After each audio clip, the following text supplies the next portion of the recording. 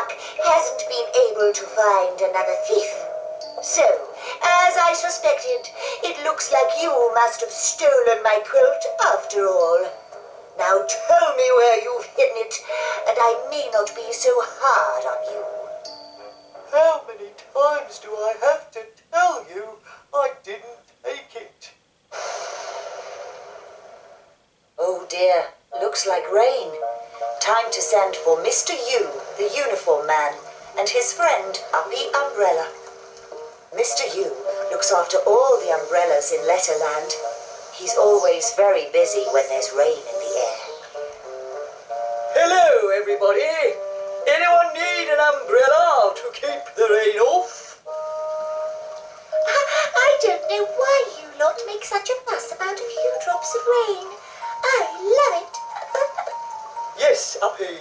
That's because you're an umbrella. What's that for? Somebody stole my quilt. I gave Dippy until all the sand ran out to solve the mystery. I'm afraid she's failed. With respect, Your Majesty, the time's not quite up yet. Maybe I can help. I love to make myself useful when I can. Please, Mr. U, I need all the help you can give me. Oh, what fun! Right, Dippy, we don't have much time left.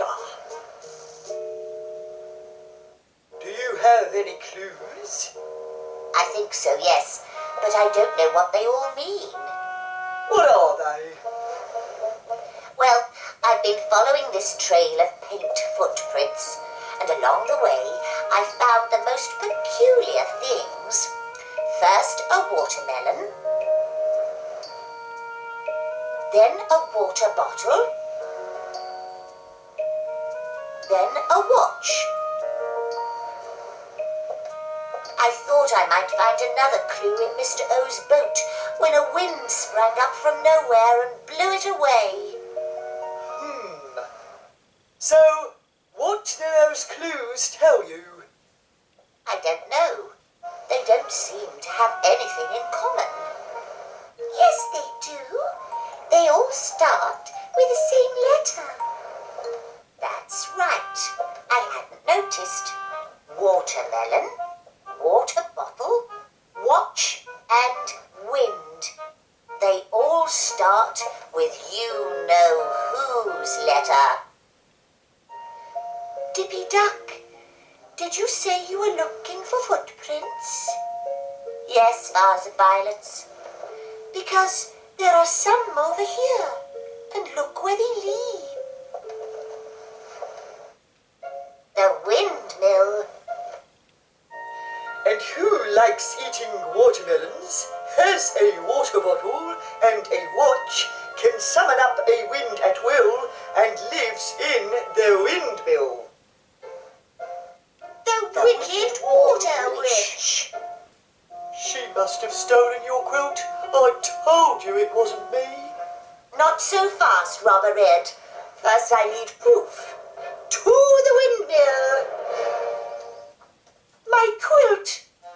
Caught red-handed. I'm saved. Oh, just in time too. Your Majesty, just the person I was coming to find. And you're just the person we've been trying to find. Give me back my quilt. Oh, that's what I was about to do. You could at least thank me. Thank you for stealing my quilt? I didn't steal it. Well, somebody did, and you've got it, so it must have been you. Yes, it looks like you've got some explaining to do. Very well. I'll tell you exactly what happened. Then you can decide if I'm a thief or not.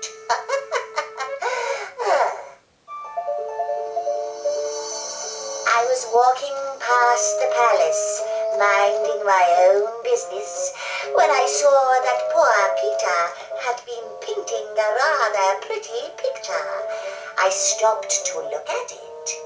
Unfortunately, as I tried to get closer to the quilt, I knocked over a pot of paint which poor Peter had left lying about. When I saw the paint all over the beautiful quilt, I knew I had to do something. So you stole it? No, I brought it back here to wash it. And you don't have to take my word for it. I saw lots of people on my way back here. They'll prove I'm telling the truth. First, I met Max and Maxine. And if you want more proof, I think I must have dropped my watermelon around there somewhere. You did. That's exactly where we found it. A little later on, as I was walking through the fairground, I saw the yellow yo-yo man. He was doing some wonderful tricks with his yo-yo, and I stopped to watch. I was feeling a little tired by then, so I did a quick spell and made a little cloud to sit on. Very comfy clouds are, if you get them nice and soft and fluffy. And that's where I think I must have dropped my water bottle.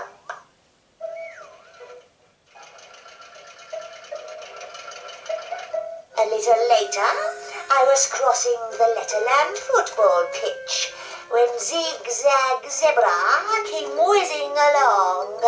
She was in a tearing hurry and wanted to know the time.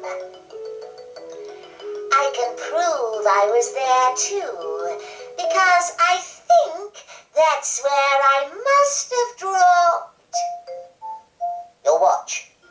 That's right. I found it there. Or rather, Naughty Nick did. By this time, I was very keen to get the quilt back to my warm water wells so I could give it a proper wash before the paint dried. I wanted to take it back to the palace before anyone even noticed it was missing. But it was still wringing wet, so I whistled up the Wild West wind to dry the quilt as quickly as I could. That must have been the wind that blew away Mr. O's boat. Oh dear, sorry about that. My spells don't always quite work out exactly as I would like them to. Anyway, I finally got your quilt washed and dried, and was just on my way back to the castle with it when you suddenly turned up. So, you saved me a journey. Washed, dried, and neatly folded.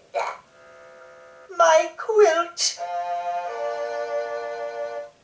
Poor Peter never did catch that peacock. I shall ask him to paint it out and put you into the picture instead, Dippy Duck, to say thank you for recovering my quilt. Thank you, Your Majesty. I couldn't have done it on my own, though. Everyone in Letterland helped me. As for you, Robber Red, I owe you an apology. You tried to tell me you hadn't taken my quilt, but I wouldn't believe you. I can't say I blame you, Your Majesty. Oh, I've stolen so many things in the past. I just wish I didn't have such a bad reputation. To make it up, I shall have some new shoes made for you to replace the ones that were too tight. Oh, thank you, Your Majesty. And thanks, Dippy, for clearing my name. You're welcome, Robber Red. And are you really going to reform for good now? Yes, I've learnt my lesson. From now on, I'll never take anybody else's belongings ever again.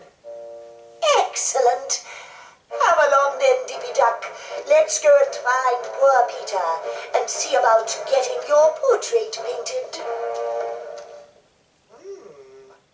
A red radio. Oh, no, I mustn't. I'm going to reform. But I really do like a nice bit of rock and roll played on a red radio. Maybe I'll reform next week. Robber Red, put that back. It's time to go